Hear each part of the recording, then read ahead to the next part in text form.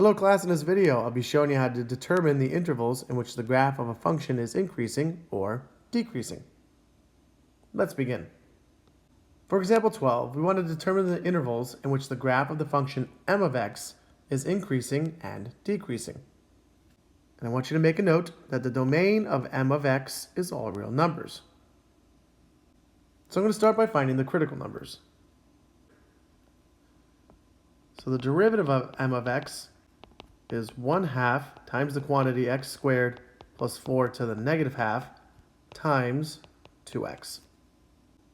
2 divided by 2 is 1, and we can bring the quantity x squared plus 4 raised to the negative 1/2 down to the denominator. So the derivative will look like this. Now I'm going to set the derivative equal to 0. The only time a rational function is equal to 0 is when the numerator is equal to 0. So we have x is equal to 0.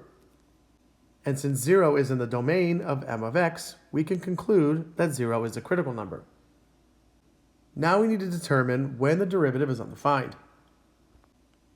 The derivative is undefined when x squared plus 4 is equal to 0. To solve for x, I'm going to start by subtracting 4 from both sides. Next, I'm going to take the square root of both sides. So we have x is equal to plus or minus the square root of negative 4. The square root of negative 4 is not real, which means there are no solutions to the quadratic equation x squared plus 4 is equal to 0. Since the denominator of the derivative will never equal 0, we can conclude that the derivative is defined for all values of x. So the only critical number is x is equal to 0. To determine the intervals in which the graph is increasing or decreasing, I'm going to create a number line. And on this number line, I'm going to include the critical number. And because at the critical number, the derivative is equal to 0. So there are two intervals to test. The interval that's less than 0 and the interval that's greater than 0. I'm going to start by testing the interval that's less than 0. I'm going to choose negative 1. So the derivative at x is equal to negative 1 is approximately negative 0.4, which is less than 0. Now I'm going to choose a value that's greater than 0. Let's choose 1.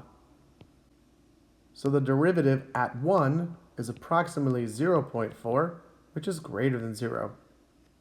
Since the derivative is less than 0, when x is less than 0, the graph is decreasing in that interval. So the graph of m of x is decreasing in the interval negative infinity to 0. Since the derivative is greater than 0 when x is greater than 0, the graph is increasing in that interval. So the graph of m of x is increasing in the interval 0 to infinity. And we are done.